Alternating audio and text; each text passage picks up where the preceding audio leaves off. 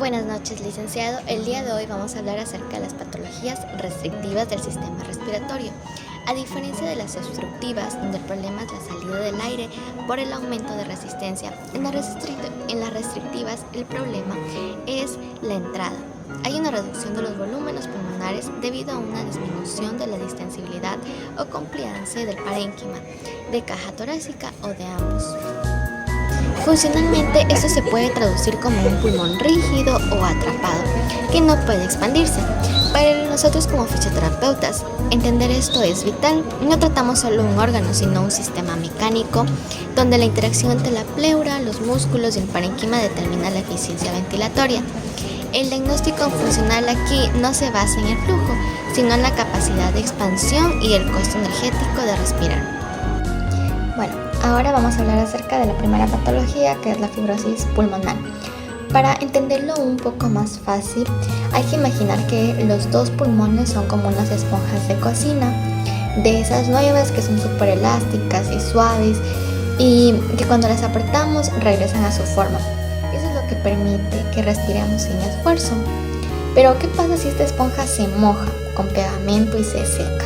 Se vuelve rígida, dura y ya no va a recuperar su forma. Eso es básicamente la fibrosis pulmonar. Entonces, ¿qué está pasando ahí adentro? En un pulmón sano, las paredes donde ocurre el intercambio del oxígeno son delgadas, casi transparentes.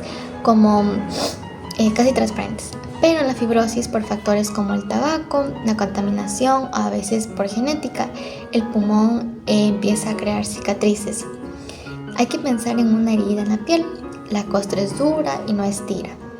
Ahora imaginemos miles de esas microcicatrices llenando todo el pulmón. El tejido se vuelve grueso y fibroso y de ahí viene el nombre. El resultado de esto es que el pulmón se va a volver tieso, cuesta mucho trabajo que se infle. El oxígeno no puede atravesar ese muro de cicatriz para poder llegar a la sangre. Es como intentar pasar agua a través de una pared de concreto en lugar de un filtro de café.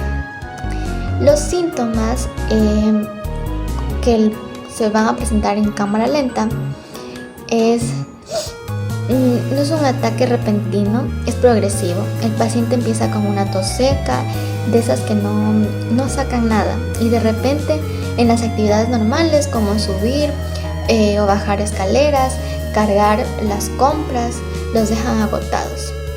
Es una sensación de falta de aire constante, porque aunque el aire entra en la boca, no llega donde el cuerpo lo necesita. Por eso vemos que a estas personas a veces se les ponen las uñas o los labios un poco azulados, su cuerpo pidiendo oxígeno a gritos. Siguiendo con esto tendríamos la neumonía, el cual se considera una patología respiratoria de origen pulmonar caracterizada por un proceso inflamatorio alveolo y el intersticio pulmonar, donde se produce acumulación de exudado inflamatorio, líquido y células inflamatorias. El mecanismo funcional de esto ocurre ya que el proceso inflamatorio alveolar reduce la complacencia pulmonar, lo que llega a significar que el pulmón se vuelve más rígido y requiere un mayor esfuerzo para expandirse. Esta rigidez limita el volumen corriente y la capacidad vital, generando un patrón respiratorio restrictivo. ¿Cómo se ocurre la manifestación funcional respiratoria? Pues fácil, ya que el paciente llega a presentar un patrón respiratorio superficial y rápido, conocido como la taquipnea, una disminución de la expansibilidad torácica, especialmente en el lado afectado, la disnea, que aumenta con el esfuerzo, y un posible uso de musculatura accesoria debido al aumento del trabajo respiratorio. La relevancia fisioterapéutica es fundamental porque se llega a identificar una reducción de la movilidad torácica, una alteración del patrón ventilatorio y acumulación de secreciones, además de que estos hallazgos permiten establecer un diagnóstico funcional respiratorio que llega a estar orientado a la intervención de técnicas de expansión pulmonar, reeducación respiratoria y manejo de secreciones, siempre respetando la fase clínica del paciente. Luego seguiríamos con la escoliosis, y esta, a diferencia de la neumonía, es una deformidad estructural de la columna vertebral en el plano frontal, acompañada de rotación vertebral, aunque directamente no afecta al pulmón, genera una restricción respiratoria extrapulmonar por la alteración de la mecánica torácica. El origen de esta restricción es extrapulmonar, ya que el problema principal se localiza en la caja torácica y la columna vertebral, modificando la forma y movilidad del tórax. El mecanismo funcional provoca asimetría torácica, disminuyendo la movilidad costal y limitando la expansión pulmonar, especialmente del lado cóncavo de la curva, a su vez reduciendo los volúmenes pulmonares y alterando la ventilación alveolar. La manifestación funcional respiratoria de esto se llega a observar un patrón respiratorio asimétrico, una disminución de la expansibilidad torácica unilateral, una disnea en casos moderados a severos, principalmente durante el esfuerzo, y ventilación desigual en ambos pulmones. ¿Cuál es la relevancia de la fisioterapia en este caso? En este se debe identificar unas alteraciones posturales y deformidades torácicas, restricción en la movilidad costal y cambios en el patrón respiratorio. Igualmente, son claves estos puntos para el diagnóstico fisioterapéutico funcional, permitiendo planificar intervenciones orientadas a la movilidad torácica, optimizar la mecánica respiratoria y prevenir el deterioro del ventilatorio a largo plazo. Dentro de las patologías restrictivas también encontramos la cifosis, que esa de aquí se caracteriza por una curvatura excesiva hacia adelante de la espalda. Cuando esta supera los 45 grados, crea una apariencia de joroba.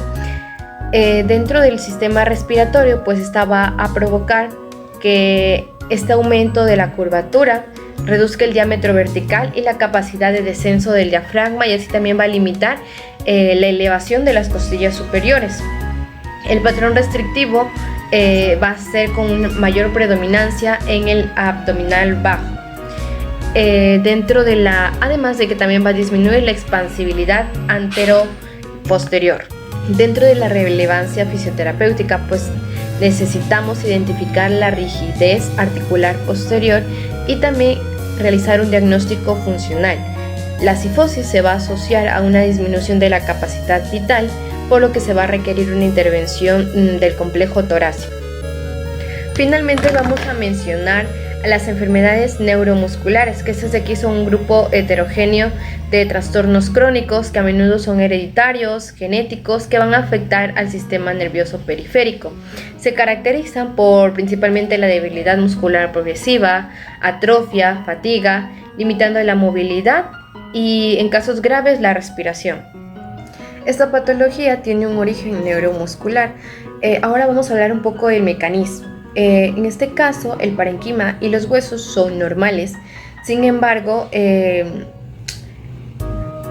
pero los músculos de la respiración, como el diafragma y los músculos intercostales, van a fallar. Esto, debido a la debilidad muscular, va a impedir generar la presión negativa necesaria para que el pulmón se pueda expandir.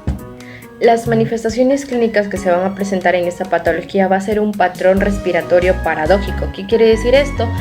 Que es un patrón anormal donde el pecho y el abdomen se van a contraer al inhalar y se expanden al exhalar, lo que es opuesto a una respiración normal. Además de una disminución global de la expansión y también disnea, que va a empeorar en decúbito supino. En fisioterapia, pues vamos a trabajar en la evaluación de la fuerza de los músculos inspiratorios, y además se va a realizar un diagnóstico funcional que va a ser crítico para decidir y sugerir el uso de un soporte ventilatorio no invasivo, y además de realizar técnicas de asistencia en la tos.